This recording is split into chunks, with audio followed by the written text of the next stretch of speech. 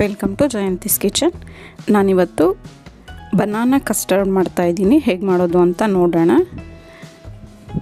ನಾನೊಂದು ಅರ್ಧ ಲೋಟ ಹಾಲಿಗೆ ಕಸ್ಟರ್ಡ್ ಪೌಡ್ರನ್ನ ಸೇರಿಸ್ಕೊತಾ ಇದ್ದೀನಿ.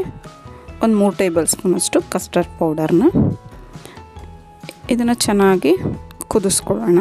ಈ ರೀತಿ ಮಿಕ್ಸ್ ಮಾಡಿಕೊಂಡು ಗಂಟಿಲ್ದಾಗೆ. ನಾನು ಮನೆಯಲ್ಲೇ ಮಾಡ್ಕೊಂಡಿದ್ದೆ ಕಸ್ಟರ್ಡ್ ಪೌಡರ್ನ ಬೇಕು. ಇದು ಅಂಗಡಿಯಲ್ಲೂ ಸಿಗುತ್ತೆ, ಅದೇ ಬೇಕಾದರೂ ಯೂಸ್ ಮಾಡ್ಕೋಬೋದು.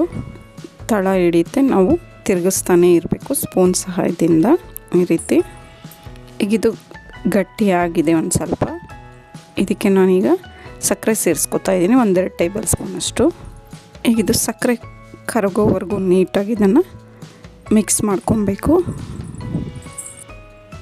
ಇದೆಲ್ಲ ಕರಗಿಸ್ಕೊಂಡಾದಮೇಲೆ ಅದನ್ನು ತಣ್ಣಗಾಗೋಕ್ಕೆ ಬಿಡೋಣ.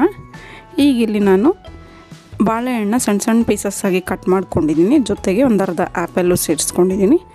ಈಗ ಇದಕ್ಕೆ ನಾವು ರೆಡಿ ಮಾಡಿ ಇಟ್ಕೊಂಡಿದ್ದಂಥ ಕಸ್ಟರ್ಡ್ ಮಿಲ್ಕ್ನ ಸೇರಿಸ್ಕೊಳ್ಳೋಣ. ಇದನ್ನೆಲ್ಲ ನೀಟಾಗಿ ಹಣ್ಣು ಜೊತೆನೇ ಮಿಕ್ಸ್ ಮಾಡಬೇಕು.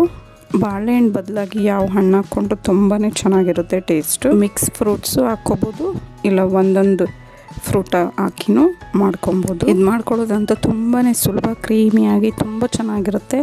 ಮಕ್ಕಳಿಗಂತೂ ತುಂಬಾ ಇಷ್ಟ ಆಗುತ್ತೆ. ಇದನ್ನು ಫ್ರಿಜ್ಜಲ್ಲಿ ಒಂದು ಸ್ವಲ್ಪ ಹೊತ್ತಿಟ್ಟು ಆಮೇಲೆ ಬೇಕಾದರೂ ತಿನ್ಬೋದು, ಇಲ್ಲ ಹಾಗೆ ಬೇಕಾದರೂ ತಿನ್ಬೋದು. ಇದಕ್ಕೆ ನಾವು ಡ್ರೈ ಫ್ರೂಟ್ಸ್ ಯಾವ್ದು ಬೇಕಾದರೂ ಸೇರಿಸ್ಕೋಬೋದು.